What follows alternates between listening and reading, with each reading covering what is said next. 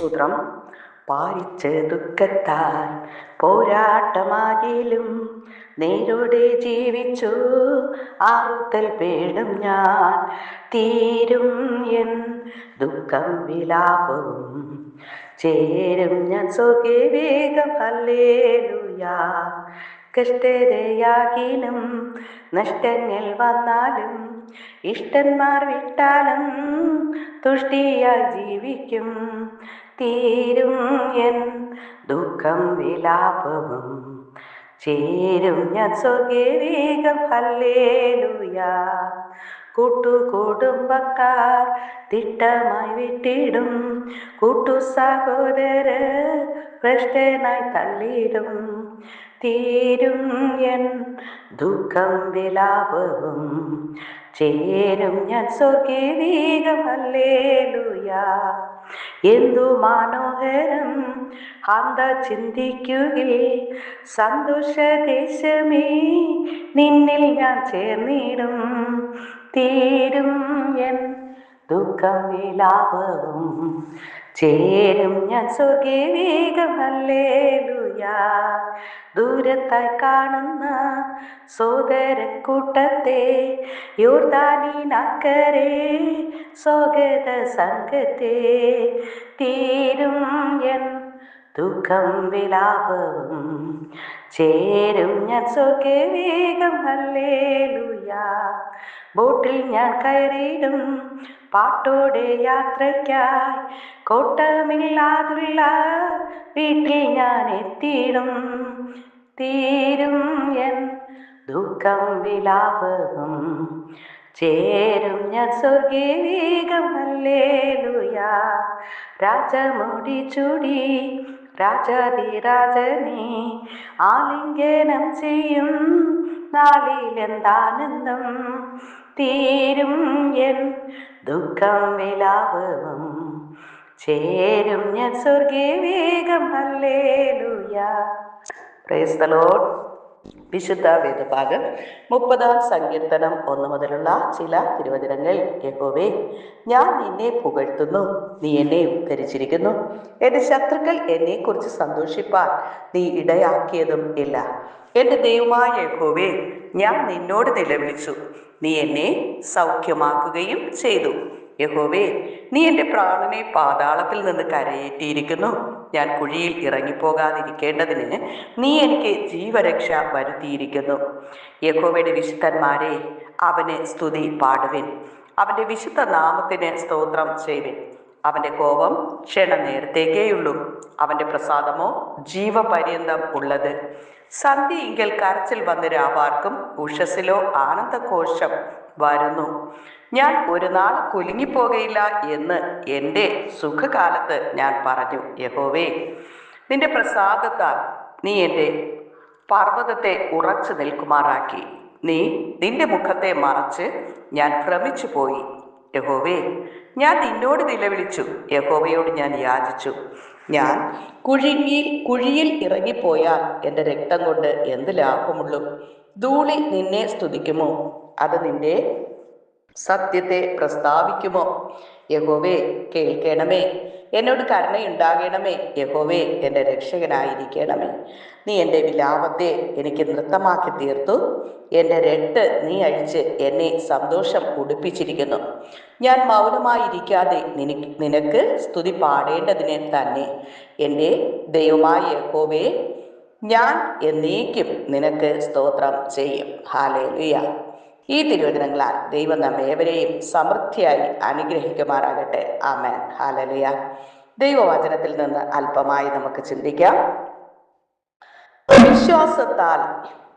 വിശ്വാസത്തിൽ മരിക്കുക എന്ന വിഷയത്തെക്കുറിച്ച് ദൈവവചനം ചിന്തിക്കാം. എബ്രായർക്ക് എഴുതിയ ലേഖനം 11-ാം അധ്യായം അതിൻ്റെ 13-ാമത്തെ തിരുവചനത്തിൽ ഇവർ എല്ലാവരും വിശ്വാസത്തിൽ മരിച്ചു എന്ന് കാണുന്നു. പ്രിയരെ, വിശ്വാസ വീരന്മാർ എല്ലാവരും വിശ്വാസത്തിൽ മരിച്ചു. ദൈവത്തിന് പ്രസാദകരമായി ജീവിതം ചെയ്യുന്നതിന് മാത്രമല്ല, ദൈവത്തിന് പ്രസാദകരമായി മരിക്കുന്നതിനും വിശ്വാസം ആവശ്യമാണ്. വാഗ്ദത്തം പ്രാപിക്കുവാൻ കഴിഞ്ഞില്ല എങ്കിലും പഴയ നിയമ വിശുദ്ധന്മാർ വിശ്വാസത്തിൽ മരിച്ചു. വിശ്വാസത്തിൽ മരിക്കുക എന്നാൽ എന്താണ്? ദൈവിക രോഗശാന്തിയിൽ നിലനിന്ന് മരിക്കുന്നവർ വിശ്വാസത്തിൽ മരിക്കുകയാണ്. മരുന്നുപയോഗിക്കാതെ മരിക്കുന്നവർ എല്ലാവരും വിശ്വാസത്തിൽ മരിക്കുന്നു എന്നില്ല. അനേകരും മരണഭയത്താൽ നിറഞ്ഞവരായി, മരണഭയം, നരകത്തെക്കുറിച്ചുള്ള ഭയം അഥവാ പിശാചിനെക്കുറിച്ചുള്ള ഭയം എന്നിവയാൽ പീഡിക്കപ്പെട്ടവരായി മരിക്കുന്നു. മരുന്ന് ഉപയോഗിച്ചില്ല എങ്കിലും ശുദ്ധ ഹൃദയവും നല്ല മനസാക്ഷിയും ഇല്ലാത്തതാണ് കാരണം. വിശ്വാസത്തിൽ മരിക്കുക എന്നാൽ യാതൊരുവിധ ഭയവും ഇല്ലാതെ പൂർണ്ണ സമാധാനത്തിൽ മരിക്കുന്ന അനുഭവമാണ്. രോഗികളെ സൗഖ്യമാക്കുക, മരിച്ചവരെ ഉയർപ്പിക്കുക തുടങ്ങിയവയ്ക്കുള്ള അത്ഭുതകരമായ വിശ്വാസത്തിന്റെ വരം അനേകർക്കും ഉണ്ടായിരുന്നിരിക്കാം. എന്നാൽ ആ വിശ്വാസം മരണസമയത്ത് അവരെ സഹായിക്കുകയില്ല. ആത്മാവിൻ്റെ ഫലമായ വിശ്വാസം നമ്മുടെ സ്വഭാവമായി മാറ്റപ്പെടണം.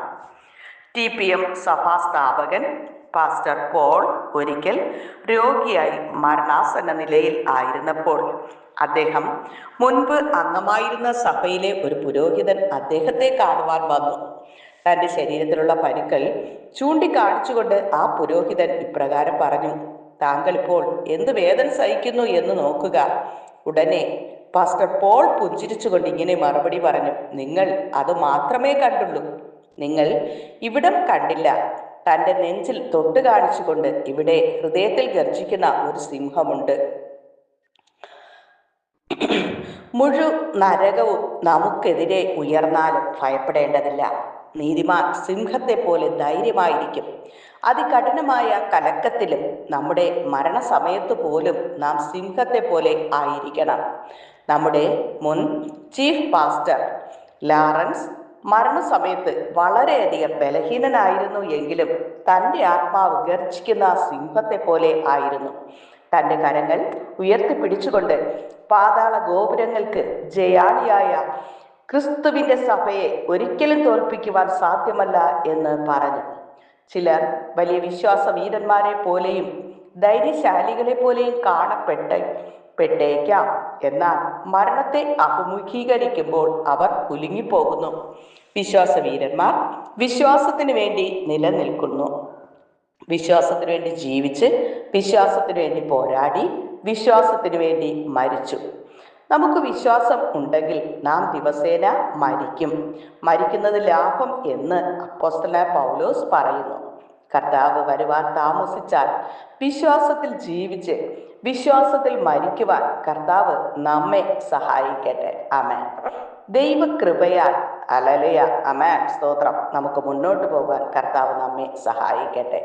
സർവശക്തനായ ദൈവത്തിൻ്റെ അതിപരിശുദ്ധ നാമം വാഴ്ത്തപ്പെടട്ടെ. ഹല്ലേലൂയ, ആമേൻ. അതിമനോഹരമായ ഒരു നല്ല ദിവസം കൂടി കർത്താവ് നമുക്ക് ദാനമായി തന്നു. കഴിഞ്ഞുപോയ ഒരു ദിവസം പകലും രാത്രിയിലും നമ്മെ ഓരോരുത്തരെയും കർത്താവ് അനുഗ്രഹത്തോടെ നടത്തിയ വിധത്തിന് നന്ദിയും സ്തുതിയും സ്തോത്രവും അർപ്പിക്കേണ്ടത് ആവശ്യമാണ്. ഈ മനോഹരമായ ദിവസത്തെ ദൈവത്തെ മഹത്വപ്പെടുത്തിക്കൊണ്ട് ഇന്നത്തെ ദിവസം സർവശക്തനായ ദൈവം നമുക്ക് വേണ്ടി ചെയ്യുന്ന സകല അനുഗ്രഹങ്ങൾക്കായി നാം സ്തോത്രം ചെയ്യേണ്ടത് ആവശ്യമാണ്. ഇന്നത്തെ അനുഗ്രഹിക്കപ്പെട്ട ദൈവത്തിൻ്റെ വചനത്തിനായി നമുക്ക് സ്തോത്രം ചെയ്യാം. വിശുദ്ധ വചനം പറയുന്നു: മുൻപ് ഉള്ളവയെ നിങ്ങൾ ഓർക്കേണ്ട, പണ്ടുള്ളവയെ നിരൂപിക്കുകയും വേണ്ട. ഇതാ, ഞാൻ പുതിയതൊന്ന് ചെയ്യുന്നു, അതിപ്പോൾ ഉത്ഭവിക്കും. നിങ്ങൾ അതറിയുന്നില്ലയോ?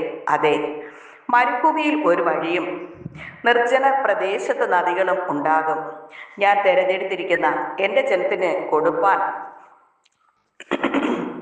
കുടിക്കാൻ കൊടുക്കേണ്ടതിന് ഞാൻ മരുഭൂമിയിൽ വെള്ളവും നിർജ്ജന പ്രദേശത്ത് നദികളും നൽകിയിരിക്കുന്നത് കൊണ്ട് കാട്ടുമൃഗങ്ങളും കുറുക്കന്മാരും ഒട്ടകപക്ഷികളും എന്നെ ബഹുമാനിക്കും.